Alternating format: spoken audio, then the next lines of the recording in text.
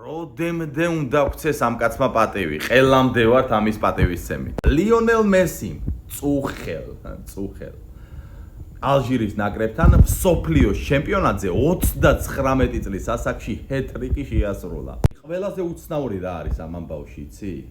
ტიპი წარმოიდგინეთ, რამდენი წლის არის და ისევ იგივე შემართებით თამაშობს, როგორც მაგალითად, ჯანდაბას, 10 წლის წინ.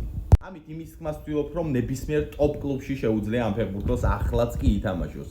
მაღალ დონეზე. ეწოდება ეს ფეხბურთელი MLS-ისთვის, მაგრამ მეტი რა უნდა მოსთხოვო ახლა ასეთ ფეხბურთელს, რომელმაც ამდენი სიამოვნება მიანიჭა ფეხბურთის გულშემატკივარს. მოთხოვე ხომ იდი ითამაშე Manchester City-ში. იქნება არ უნდა, დასვენება უნდა, სხვანაირი ფეხბურთის თამაში უნდა, ხო?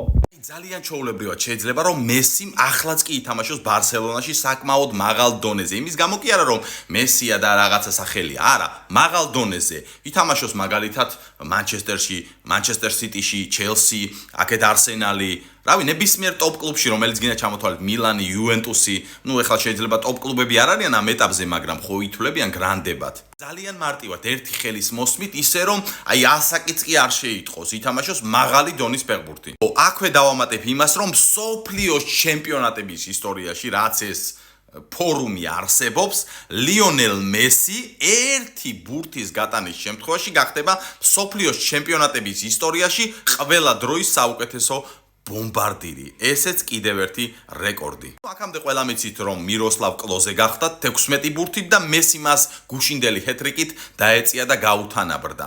აქვე უნდა ვივარაუდოთ, რომ ბაპესაც ძალიან კარგი შანსი ექნება იმის, რომ გახდეს მსოფლიო ჩემპიონატების ისტორიაში საუკეთესო ბომბარდირი. შეიძლება მან ეს ამ ჩემპიონატზე ვერ მოახერხოს, ახლოს იყოს, მაგრამ მაღალი ალბათობით შემდეგ ჩემპიონატზეც მოუწევს თამაში და იქ უკვე მესის გადაასწრებს. აქვე კიდევ იმას დავამატებ, რომ ყველა დიდი ინტერესით ველოდებით კრისტიანო რონალდუს გამოჩენას მუნდიალზე და ყველას გვაინტერესებს რა დონის ფეხბურთს ითამაშებს ის. ახლა სხვანაირად არ გამოვყეთ, მე არ ვარ რომელიმე ფეხბურთელის კონკრეტულად დიდი გულშემატკივარი, ორივე ფეხბურთელის ფეხბურთს ვაღიარებ და ვაღიარებ, რომ მათ ძალიან დიდი ეპოქა შექმნეს თანამედროვე ფეხბურთში. კარგი, მოდი პროფესორ, ახლა დანარჩენი შენ გააგრძელე. შენი აზრით, ვინ მოიგებს მსოფლიო ჩემპიონატს, ვინ გახდება მსოფლიოს ჩემპიონატის საუკეთესო ფეხბურთელი და რა თქმა უნდა საუკეთესო ბომბარდირი.